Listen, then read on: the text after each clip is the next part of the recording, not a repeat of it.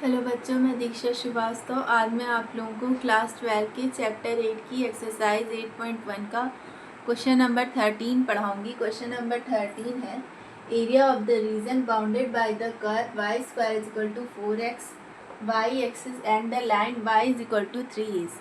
ठीक है, तो हमें area of the region find करना है।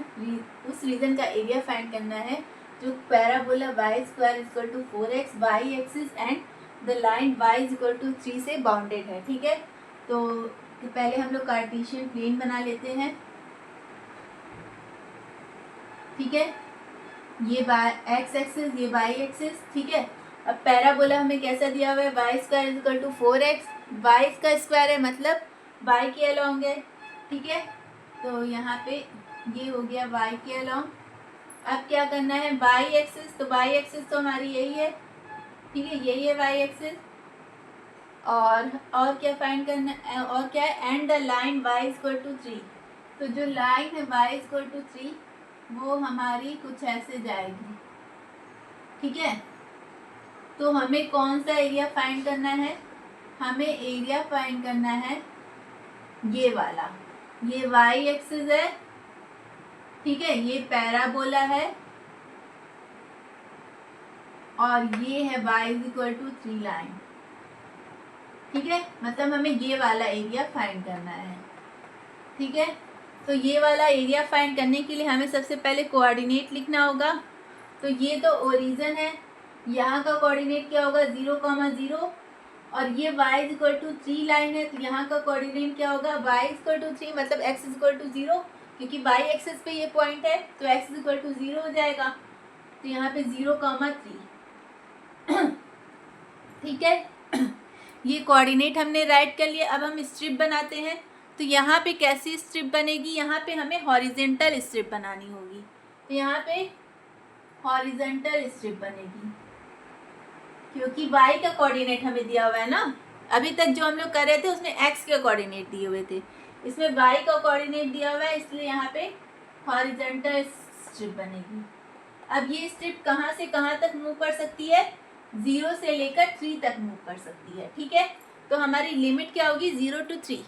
अब अगर हमें एरिया फाइंड करना हो तो जब हम लोग हॉरिजेंटल स्ट्रिप बनाते हैं तो एरिया क्या होता है, एरिया होता है y is equal to a to y is equal to b, right curve minus left curve. तो राइट कर्व हमारा क्या है, ये पैराबोला। ठीक है, राइट कर्व तो पैराबोला है। ठीक है, तो यहाँ पे तो x आ जाएगा, मतलब x होगा y के टर्म्स में, और अब लेफ्ट कर्व हमारी ये y एक्सिस है। तो जब भी हमें हॉरिजेंटल स्ट्रिप बनानी हो और लेफ्ट कर्व y एक्सिस हो तो क्या होता है, वहाँ पे x इक्वल टू 0 हो जाता है, तो उसको लिखने की ज़रूरत नहीं रहती है। तो यहाँ पे तो x इक्वल टू 0 हो गया, यानी हमें लेफ्ट कर्व लिखने की ज़रूरत नहीं है। तो यहाँ पे x dx हो जाएगा। ठीक है, अरे सॉरी, x dy हो जाएगा। ठीक है, ये हो जाएगा। अब हम अपनी लिमिट पुट करते हैं। तो यहाँ पे क्या होगा, y is equal to a to b, यानी 0 to 3 x आएगा y के टर्म्स में। तो हमारा पैराबोला क्या है, अपर कर्व क्या है हमारा पैराबोला, और ये क्या है, अरे अपर कर्व नहीं sorry right curve. Right curve क्या है हमारा parabola, y square is equal to 4x है। तो इसको y के टर्म्स में लिखो तो x is equal to Y square by 4 हो जाएगा। ठीक है, तो यहाँ पे क्या आएगा y स्क्वायर बाई 4 dy। अब इसको सिंपल इंटीग्रेट कर दो। ठीक है, तो इसको सिंपल इंटीग्रेट करेंगे तो यहाँ पे आ जाएगा, ये y स्क्वायर को करेंगे तो y क्यूब बाई 3 इंटू 4 12 हो जाएगा, और लिमिट है 0 to 3।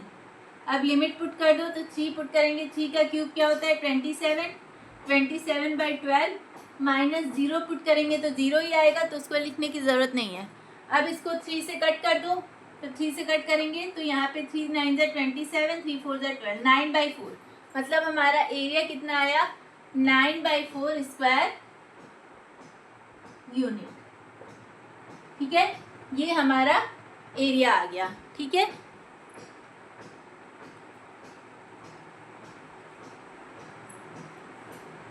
तो अगर आप लोगों को मेरा वीडियो पसंद आता है तो प्लीज़ लाइक शेयर और सब्सक्राइब करें। अगर आप लोग मेरे चैनल पर नए हैं तो ज़रूर से ज़रूर सब्सक्राइब करें और कमेंट करें। Thank you.